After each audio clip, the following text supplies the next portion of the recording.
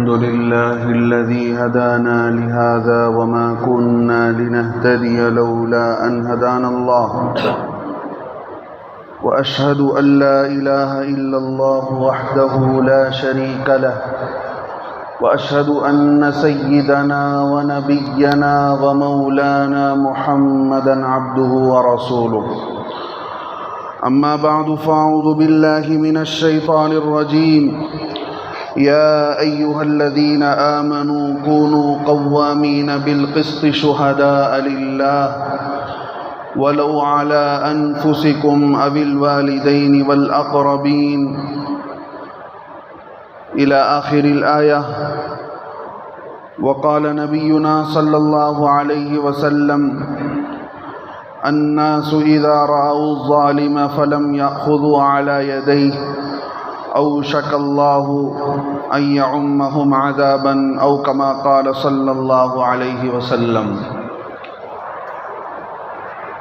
بزرگان دین، ملت کے عزیز نوجوان ساتھیوں، دوستوں،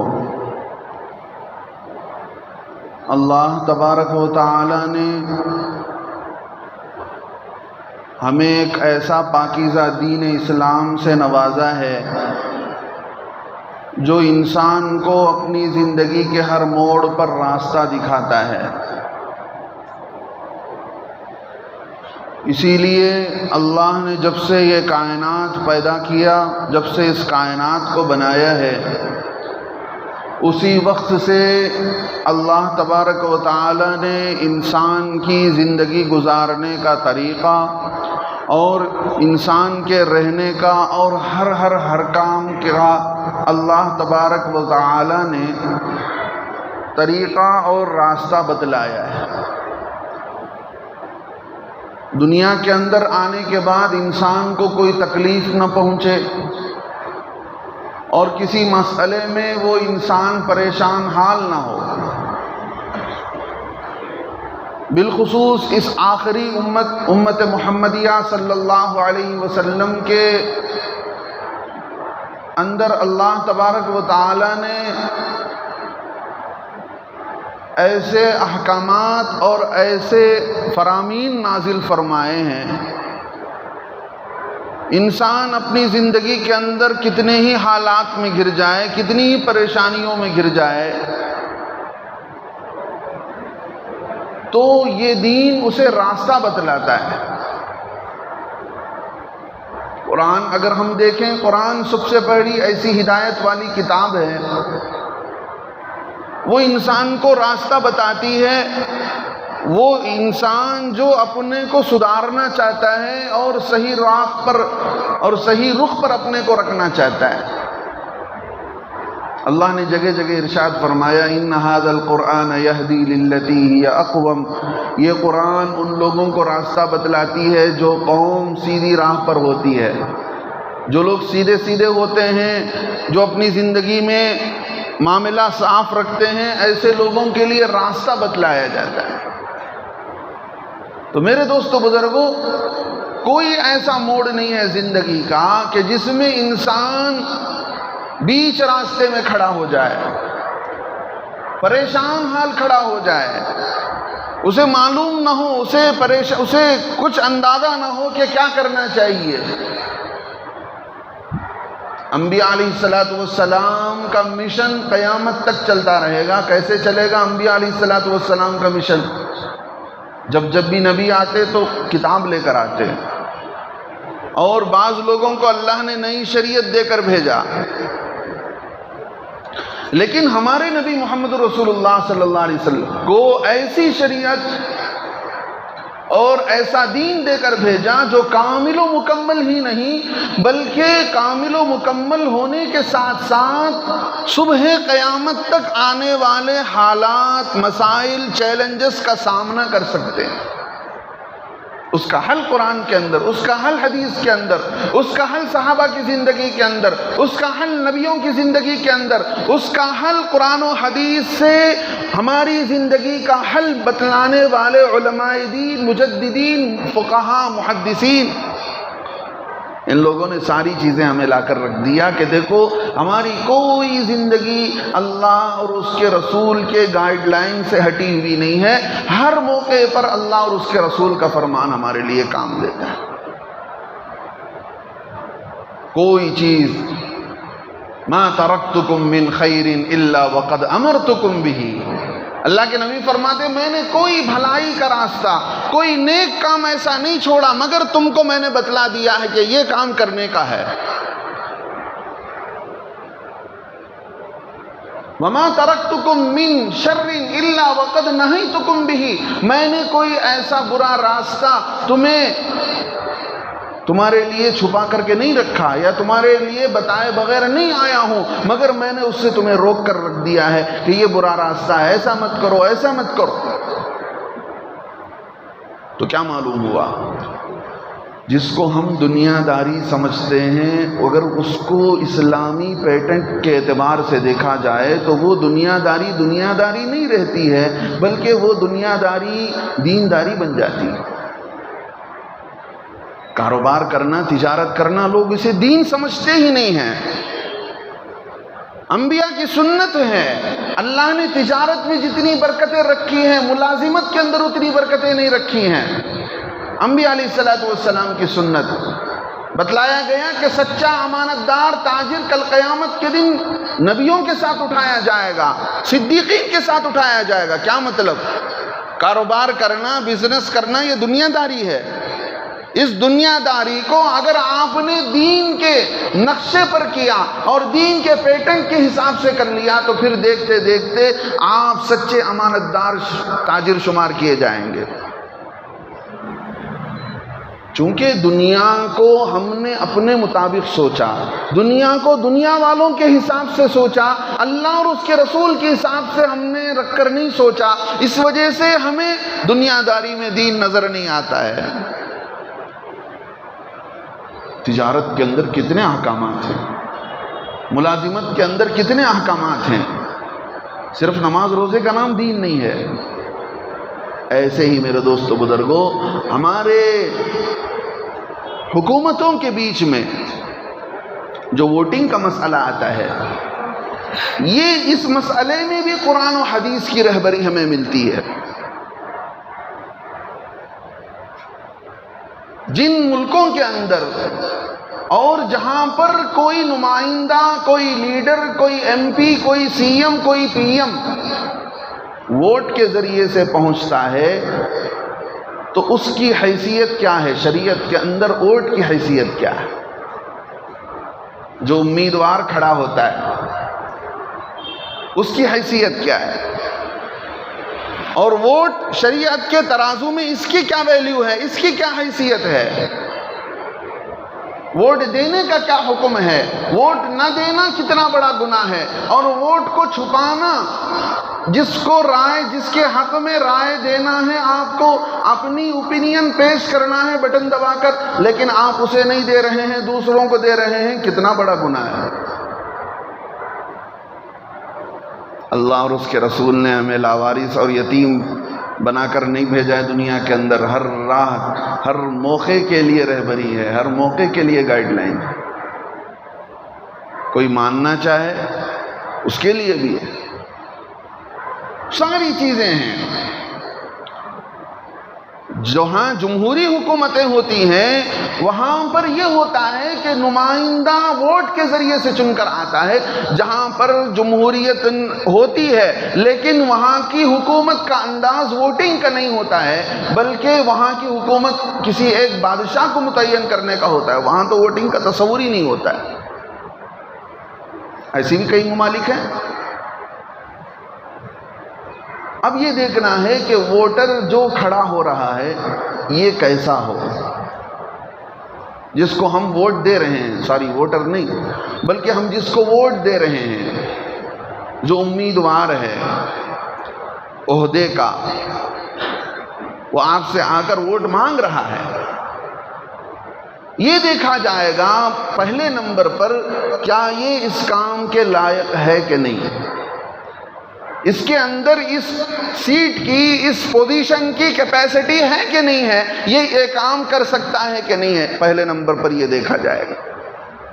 سیکنڈ نمبر پر، دوسرے نمبر پر یہ دیکھا جائے گا کہ یہ اپنی ذمہ داری کی صلاحیت رکھتا ہے، اس کے اندر کیپیسٹی تو ہے لیکن امانت داری نہیں ہے، ایک دوسرے کے بارے میں ہمدردی اور دوسروں کا خیال رکھنے کا مزاج نہیں ہے، تو پھر یہ آدمی ناکام ہے۔ کسی بھی انسان کو دیکھنا ہو تو ان دونوں چیزوں میں دیکھا جائے گا، پہلے نمبر پر کہ یہ اس عہدے کے قابل ہے کہ نہیں، دوسرے نمبر پر یہ اپنے عہدے میں کتنا ڈر کر امانت داری کے ساتھ لوگوں کا خیال رکھتے ہوئے کام کرے گا۔ ان دونوں چیزوں کو سامنے رکھیں۔ ہونا تو یہ چاہیے کہ لوگ کسی کو امیدوار کھڑا کریں، کسی پارٹی کے سامنے کسی پارٹی متعین کرتی ہے، حالانکہ ہونا تو یہ چاہیے تھا اس کی خدمات اور اس کے کام اتنے لوگوں کے سامنے کھلے ہوئے ہوتے، لوگ اسے کھڑا کرتے، فلاں کو نہیں فلاں کو کھڑا کرو۔ لیکن سسٹم ایسا ہے، اللہ معاف فرمائے، حکومت، سیاست، ووٹ، الیکشن کا نام آتے ہی ہمارے ذہن اور دماغ کے اندر ایسے لوگوں کی طرف ہمارا دماغ چلا جاتا ہے، ہماری سوچ ایسے لوگوں کی طرف جاتی ہے، ایک دم نچلے درجے کے لوگ، نکمے درجے کے لوگ، کرپشن کرنے والے، ایک بولیں گے تو دوسرا کریں گے، دو بولیں گے تو چوتھا کام کریں گے، دھوکہ دینے والے اور غلط قسم کے راہ پر چلنے والے لوگوں کا تصور آتا ہے۔ کیا مطلب یہ ہے کہ انتخاب اور ووٹ اور حکومت اور سیاست کا یہ لفظ برے لوگوں کے ساتھ ایسا کنیکٹڈ ہو کر رہ گیا کہ ہم وہاں پر اچھے آدمی کو دیکھنے کا خواب بھی نہیں دیکھ سکتے۔ خیر،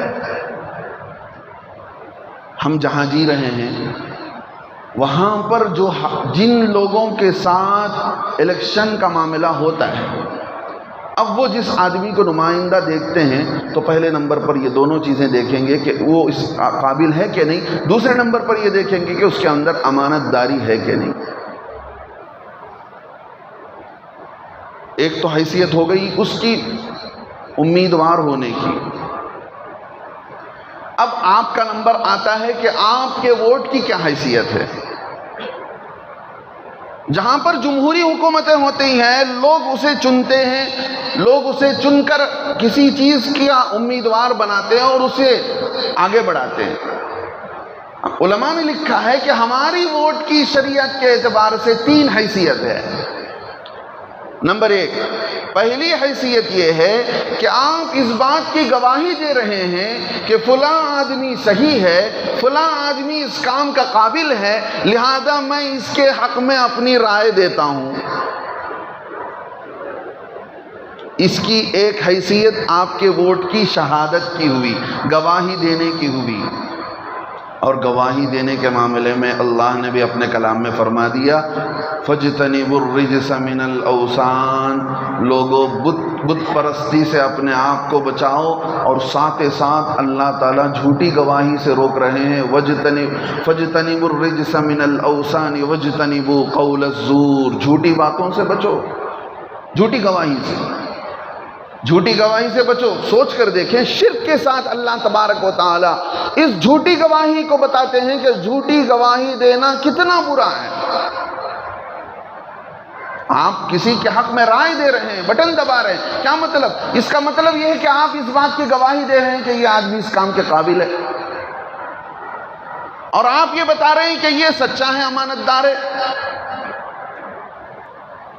آپ سے کسی کے بارے میں پوچھا جائے، آپ کے گلی میں کوئی نوجوان بچہ رہتا ہے، اس کے بارے میں لوگ آ کر پوچھتے ہیں کہ ہم اپنی بیٹی دینا چاہتے ہیں، فلاں صاحب کیسے ہیں، آپ کا دل جھوٹی گواہی دینے کو مانے گا؟ آپ جھوٹی گواہی دیں گے؟ آپ کا دل کہے گا بچی کی زندگی کا مسئلہ ہے، جو ہے کلیئر بتا دینا چاہیے۔ اگر آپ سچے انسان ہیں تو سچ بتائیں گے، لیکن یہ سچ چند پیسوں کے لیے، چند ٹھیکریوں کے لیے اندر کا ایمان، اندر کی سچائی ووٹنگ کے دنوں میں کہاں مر جاتی ہے؟ آپ اس سچ کو کیوں چھپاتے ہیں؟ ان من اکبر الکبائر، اللہ کے نبی صلی اللہ علیہ وسلم نے فرمایا جھوٹی گواہی دینا بڑا گناہ نہیں ہے، بڑے گناہوں میں سے بڑا گناہ ہے۔ اکبر الکبائر کے معنی آتے ہیں بڑے گناہوں میں سب سے بڑا گناہ جھوٹی گواہی دینا ہے۔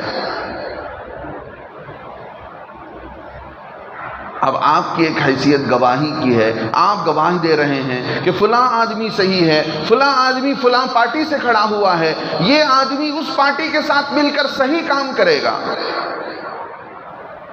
یا ایھا الذین آمنوا کونوا قوامین بالقسط شہداء للہ، اے لوگوں کھڑے ہو جاؤ، کونوا قوامین بالقسط، انصاف پر، کونوا قوامین بالقسط شہداء للہ، سچی گواہی دینے پر، سچی بات کی گواہی پر، سچ پر، انصاف پر قائم ہو جاؤ۔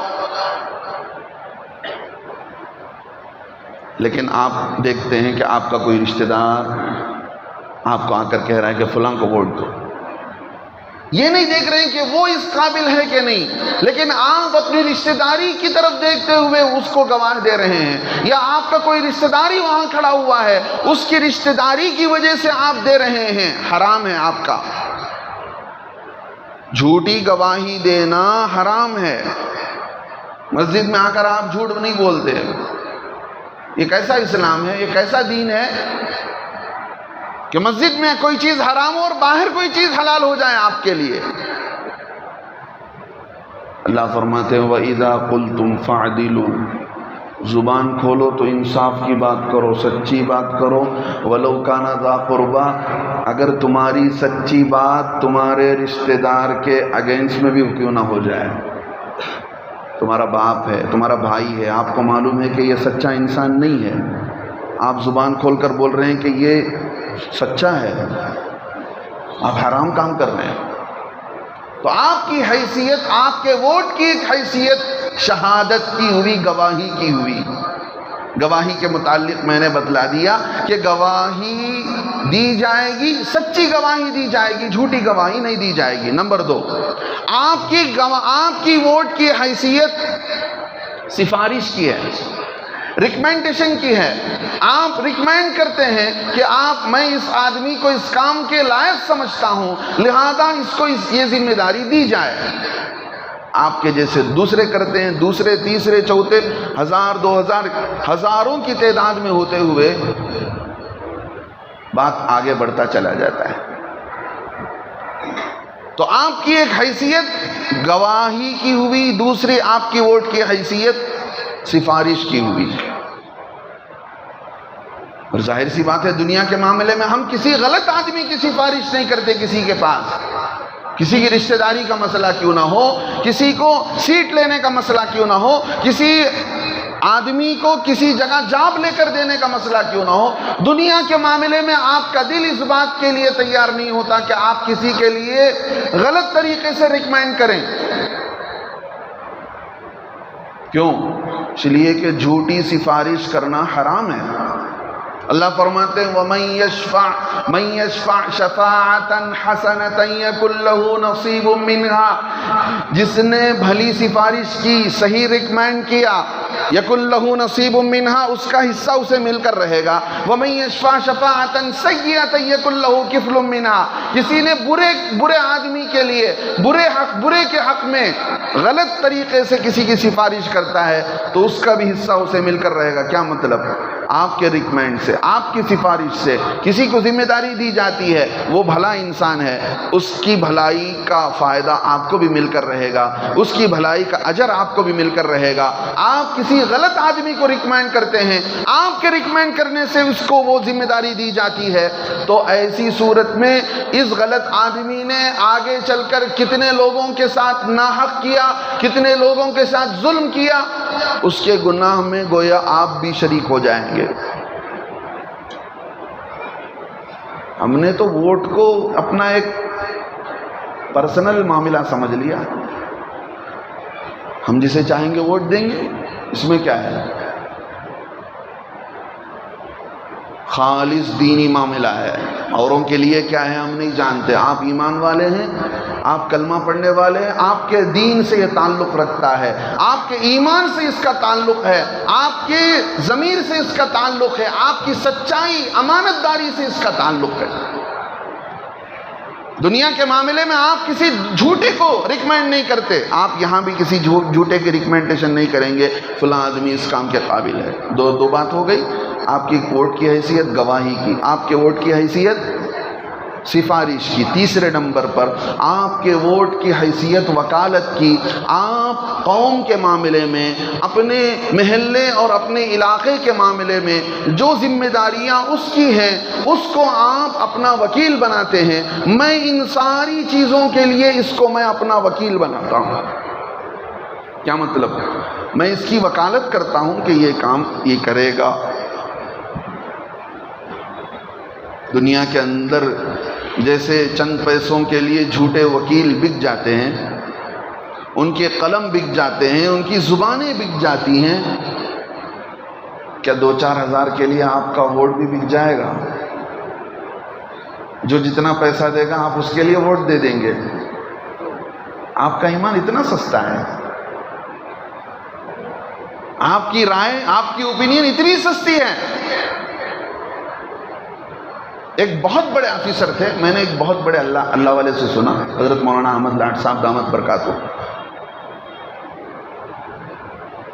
ان سے کہا گیا آفیسر ہیں لیکن ان کی اندر کا ایمان میں بتا رہا ہوں 4-5 ہزار میں ہمارا ایمان بک جاتا، اللہ معاف فرمائے۔ ان سے کہا گیا کہ اس کانٹریکٹ میں سائن کرو اور پیسے لے لو۔ 600 کروڑ روپے صرف ایک سائن کے دیے جا رہے تھے، 600 کروڑ روپیہ ایک سائن کا مل رہا تھا، یا میں بھولتا ہوں 6000 کروڑ یا 600 کروڑ، جتنا بھی، کوئی معمولی پیسہ ہے نہیں لیا انہوں نے۔ ایک سائن پر 600 کروڑ روپیہ انہوں نے نہیں لیا، انکار کر دیا کہ مجھے ایسے پیسے کی کوئی ضرورت نہیں ہے۔ ایمان اور سچائی، امانت داری کے سامنے 2-4 ہزار کیا کروڑوں کی کوئی حیثیت نہیں ہوتی ہے۔ لہذا اپنے ووٹ کو بیچنے والوں کو سوچنا پڑے گا کہ ہم کیا کر رہے ہیں، کہیں ٹور پر تو نہیں جا رہے ہیں اپنا ووٹ بیچ کر۔ نیا معاملہ شروع ہو گیا، نہ ہمارے مرد صحیح سے ووٹ ڈالتے ہیں، نہ ہماری عورتیں صحیح سے ووٹ عورتیں تو ڈالتی ہی نہیں ہیں۔ ہمارے ایک مولانا بتلانے لگے کہ میں اپنی گھر والی کو لے کر گیا، جا کر دیکھا تو میری گھر والی کا پہلے سے ووٹ پڑ چکا ہے۔ ایسا ہو رہا ہے اس لیے کہ ایک تصور ہے کہ مسلمان ووٹ ڈالتے ہی نہیں ہیں، اور عورتیں تو بالکل ہی نہیں ڈالتی ہیں۔ ایک تصور ہے، اس لیے کیا کرو، پہلے سے ہی فلاں کو ایک انتخاب کرو اور ڈال دو۔ پوچھا کہ بھئی کیسے ڈل گیا؟ کوئی آئی ہوگی تمہارے نام سے ڈال کر۔ کیسے؟ جبکہ وہ آئی ہی نہیں، وہ عورت آئی ہی نہیں، اس کا آئی ڈی کارڈ ہے، اس کا ووٹر آئی ڈی ہے، لیکن پہلے سے ڈل گیا۔ کیوں؟ ہماری سستی اور ہماری غفلت کا وہ نتیجہ اٹھاتے ہیں، وہ فائدہ اٹھاتے ہیں۔ کیا حضرت کون آئے تو کیا ہونے جاتا، مایوسی، نہ انہوں ہمارا کام کر رہی، نہ انہوں ہمارا کام کریں گے، کہیں کو حضرت ووٹ ڈال لے۔ کون سیدھا ہے؟ اللہ فرماتے ہیں وَلَا تَكْتُمُوا الشَّهَادَةَ۔ جسے میں 3 حیثیتیں بتائی، ایک آپ کے ووٹ کی حیثیت گواہی کی، دوسرے نمبر آپ کے ووٹ کی حیثیت سفارش کی، تیسرے نمبر پر آپ وکالت کر رہے ہیں، اس کو آپ وکیل بناتے ہیں کہ میرے اور میرے قوم کے، میرے علاقے کے سارے معاملات کو میں اس کو اپنا وکیل بناتا ہوں، یہ میں اس کی وکالت کرتا ہوں اور اس کو وکیل بناتا ہوں اور اس کے حق میں رائے دیتا ہوں۔ اللہ فرماتے ہیں آپ بہتر سمجھتے ہیں کہ بھئی ووٹ نہ ڈالنا ہی بہتر ہے، بہت سارے لوگ ایسے کرتے ہیں۔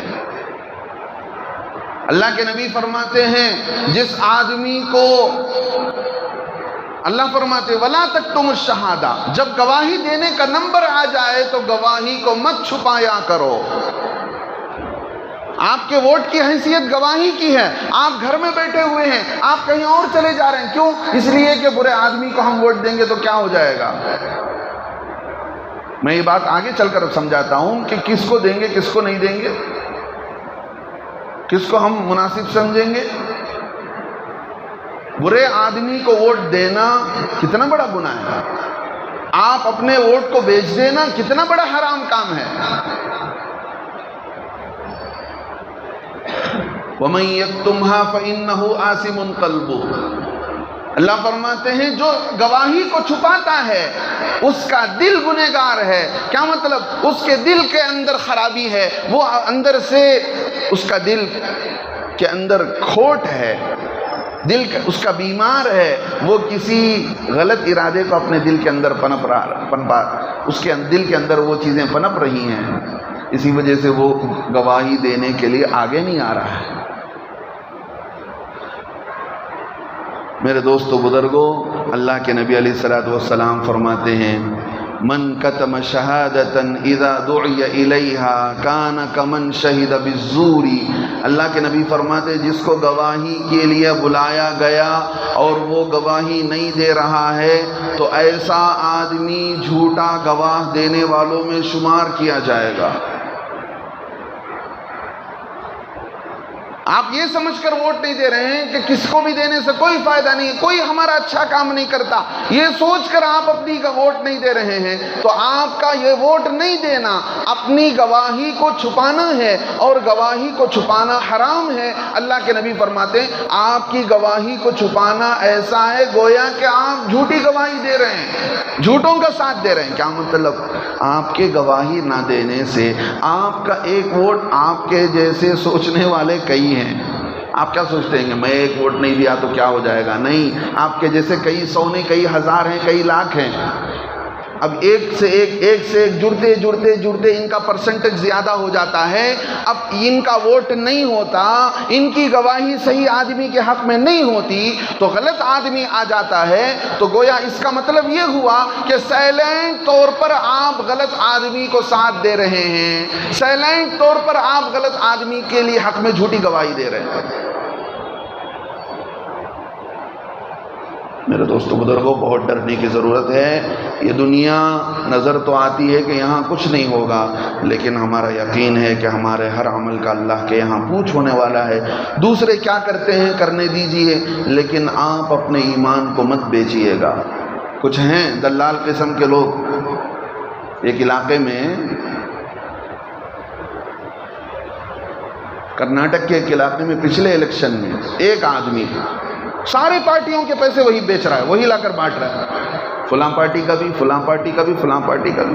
آدھی رات میں ایک پارٹی کے طرف سے 4,000 روپے تقسیم ہوئے, تو جدھر وزن ہوگا ادھر کا پلٹا تو جھک جائے گا. تو جس نے زیادہ پیسے دیے اس کے ہاتھ میں سارا ووٹ. افسوس کی بات ہے کیسی غلط قسم کی, حرام قسم کی دلالی ہمارے لوگ کر رہے ہیں, چند پیسوں کے خاطر اپنے ایمان کو بیچ رہے ہیں. میرے دوستو بزرگوں, آپ کا ایمان اتنا سستا نہیں ہے, آپ کی ایک رائے اتنی سستی نہیں ہے, آپ کی سفارش, آپ کی گواہی, آپ کی وکالت اتنی سستی نہیں ہے. اس کو ویسٹ مت کیجئے, ضائع مت کیجئے چند پیسوں کے خاطر. اللہ تعالیٰ آپ کی سچائی کو دیکھ کر کسی دوسرے راستے سے آپ کے لیے پیسوں کا انتظام کر دے گا. کھا رہے ہیں تو ایسا پیسہ جھوٹی گواہی دے کر. الراشی والمرتشی کلاہما فی النار. اللہ کے نبی نے فرمایا رشوت دینے والا, رشوت لینے والا, دونوں گناہ, دونوں جہنمی ہیں. آپ رمضان گزار کر جہنمیوں والا کام کریں گے, رمضان گزار کر. اس لیے میرے دوستو بزرگوں, آپ کا ووٹ نہ دینا بھی گناہ ہے, آپ کا ووٹ غلط آدمی کو دینا بھی گناہ ہے, آپ کا ووٹ بیچنا بھی گناہ ہے, آپ کا ووٹ جو ہے نہ دینے کے بہانے بنانا بھی گناہ ہے.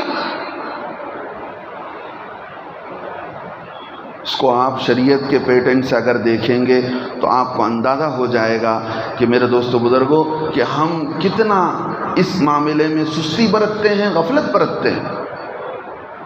مسلمانوں کے ایریا کا پرسنٹیج اٹھا کر دیکھیں, 50%, 55%. کیوں ایسا ہوتا ہے؟ کیوں ایسی سستی ہوتی ہے؟ کیوں ایسی غفلت ہوتی ہے؟ ہم اپنے ووٹ کا، ہم اپنے حق کا صحیح استعمال کیوں نہیں کرتے ہیں؟ آنے والے حالات تو ایسے ہیں، آپ کے نام کو ووٹر لسٹ سے مٹانے کی پوری کوششیں ہو چکی ہیں، سارا سب کچھ تیار کیا جا چکا ہے، آپ اگر اس کو مس یوز کرتے ہیں تو گویا آپ ان ظالموں کا ساتھ دے رہے ہیں کہ ہمارے نام کو نکال دیجئے۔ لہذا اس معاملے میں بہت چوکنا ہونے کی ضرورت ہے۔ آپ کا ووٹ نہ بکے، آپ کی رائے نہ بکے، چند پیسوں کے خاطر اپنے ووٹ کو نہ بیچیے گا۔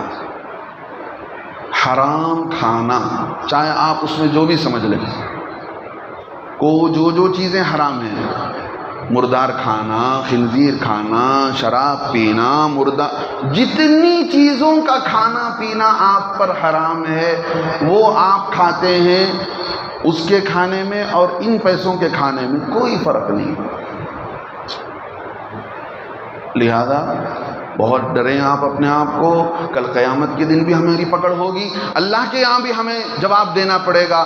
لہذا ایک رائے ہو کر ہم سب کو، میں تو یہ نہیں کہہ سکتا، میں نے بتلا دیا کہ آدمی کیسا ہو، سچا ہو، لیکن اس منبر سے تو میں کسی پارٹی کی حمایت نہ کر سکتا ہوں، نہ ہماری یہ ذمہ داری، نہ ہمارا یہ کام ہے۔ یہ محلے والوں کے جو بڑے لوگ ہیں ان کی ذمہ داری بنتی ہے کہ قوم کے اندر کچھ ایسی بیداری لائی جائے کہ ہمارے ووٹ نہ بٹیں، جس کی وجہ سے غلط آدمی ہمارے علاقے میں نمائندہ بن کر آ جائے، اس کی کوشش کرنے کی ضرورت ہے۔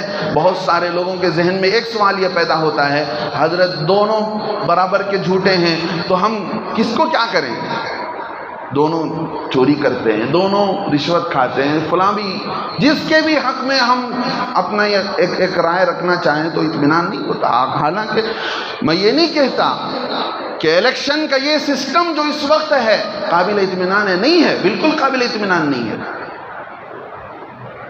جب تک پیپر کے ذریعے سے الیکشن ہو رہا تھا تب تک تو معاملہ صاف تھا، لیکن جب تک یہ مشینوں کا معاملہ چل رہا ہے، اللہ ہی جانتا ہے کہ کون کتنا سچا ہے، کون کتنا دودھ کا دھلا ہے۔ لہذا لیکن دیکھیے، فقہا نے ایک مسئلہ لکھا ہے، آپ کسی ایسے جگہ میں جاتے ہیں، آپ کے کپڑے میں گندگی لگ گئی، پانی بالکل نہیں ہے، نماز کا چھوڑنا تو حرام ہے، آپ نماز نہیں چھوڑ سکتے، تیمم کر کے نماز پڑھیں گے، لیکن اس نجاست کو جو آپ کے کپڑے میں لگا ہے، مان لیجئے کہ کسی پرندے نے غلاظت کر دیا، تو اس تقلیل غلاظت، جتنی غلاظت کو آپ کم کر سکتے ہیں اتنا تو کرنا پڑے گا۔ ایسے ہی میرے دوست بزرگوں، کوئی آدمی ظالم ہے، ظلم کر رہا ہے، لیکن اس ظالم کے خلاف دوسرا آدمی کھڑا ہوا ہے، وہ اتنا برا نہیں ہے اس کے اندر بھی برائی، وہ بھی خیانت کرتا ہے، وہ بھی دھوکہ دیتا ہے، لیکن اس جیسا ظالم یہ نہیں ہے۔ اللہ کے نبی فرماتے الناس اذا رأوا الظالم فلم یأخذوا یدیہ، لوگوں نے ظالم کو دیکھا کہ وہ ظلم کر رہا ہے، لوگوں نے اسے اپنے ہاتھوں سے نہیں روکا، ان قریب اللہ تعالیٰ ایسا عذاب لائیں گے کہ جس سے کوئی نہیں بچ پائیں گے، سارے اس عذاب میں مبتلا ہو جائیں گے۔ کیا مطلب یہ ہے کہ جس کے ہاتھوں کم ظلم ہوگا، جس کے ہاتھوں کم کرپشن ہوگا، جس کے ہاتھوں کم دھوکہ دھڑی ہوگی، ایسے آدمی کو کے حق میں گواہی دی جائے گی اس آدمی کے مقابلے میں جس کے بارے میں آپ کو زیادہ امکان ہے کہ یہ زیادہ ظلم کرے گا، یہ زیادہ دھوکہ دے گا، یہ زیادہ کرپشن کرے گا۔ یہ مسئلہ لکھا ہے کتابوں کے اندر، لہذا میں نے آپ کو 2 اور 2 4 کی طرح ساری باتیں رکھ دی ہیں قرآن و حدیث کی روشنی میں۔ میں بار بار یہی درخواست کروں گا، آپ کا ایک ووٹ نہیں ہے، قطرہ قطرہ دریا شود، ایک ایک قطرہ پانی ہی دریا ہوتا ہے، ایک ایک سے مل کر ہی کوئی چیز بنتی ہے۔ لہذا ہمارے ووٹ نہ بٹیں، ہمارے ووٹ بیکار نہ جائیں، ہمارے ووٹ ضائع نہ جائیں، ہمارے ووٹ 4000 میں بک کر کہیں ہم ٹور کے لیے نہ چلے جائیں۔ ان ساری چیزوں کے بارے میں خود بھی بچنے کی ضرورت ہے، اپنے اندر بھی بیداری لانے کی ضرورت ہے، اوروں کے اندر بھی بیداری پیدا کرنے کی ضرورت ہے۔ میرے دوستو، بات ختم کر رہا ہوں۔ الحمدللہ مسجد کے ذمہ داروں نے بڑی عمر کی خواتین، بیمار لوگ جو رہتے ہیں، بڑی عمر کے مرد رہتے ہیں، ایسے سارے لوگوں کے لیے ووٹ ڈالنے کے لیے یہاں سے سواری کا انتظام کیا ہے، 5 آٹوؤں کا انتظام کیا گیا ہے۔ باہر آپ کو ان آٹو کے ڈرائیوروں کا نمبر لکھ کر لگا دیا جائے گا، آپ اس کا استعمال کر سکتے ہیں۔ صبح کے 7 سے شام کے 6 بجے تک یہ خدمات آپ کے لیے جاری کی گئی ہے، لہذا آپ حالات کی نزاکت کو سمجھیں۔ آپ کہیں سوئے ہوئے تو نہیں ہیں، ماشاءاللہ آپ جاگے ہوئے ہیں، اللہ کا فضل ہے، لہذا آپ کا استعمال، آپ کے ووٹ کا استعمال ضرور ہوگا۔ آپ صحیح اور انصاف کو مد نظر رکھتے ہوئے صحیح آدمی کے حق میں ووٹ دیں گے، اور جو ہے دوسروں کو بھی اس بارے میں بیداری لائیں گے، اور غلط آدمی کے حق میں گواہی دینے سے بچیں گے۔ اپنے ایمان کو اور اپنے ووٹ کو بیچنے سے آپ بچیں گے۔ میں امید کرتا ہوں، اللہ سے دعا بھی کرتا ہوں، اللہ تعالیٰ آنے والے حالات کو ہمارے لیے، اسلام اور مسلمانوں کے لیے اور ساری انسانیت کے لیے سازگار بنائے۔ اور بہت معمولی لوگ آمین بول رہے ہیں۔ جمعے کا دن کس وقت میں جمعے کے کس وقت میں آمین قبول ہوتی ہے کسی کو نہیں پتہ ہے۔ اتنا بڑا مسئلہ ہے، 2-4 لوگوں نے آمین کہا ہے۔ اللہ تعالیٰ سے دعا کرتا ہوں، اللہ تعالیٰ ہمارے آنے والے دنوں میں ہمارے پورے صوبے کے لیے، پورے ملک کے لیے اللہ تعالیٰ بہتر سے بہتر فیصلے فرمائے، انصاف پسند صحیح حکمرانوں کے ہاتھ میں اللہ حکومت حوالے کرے۔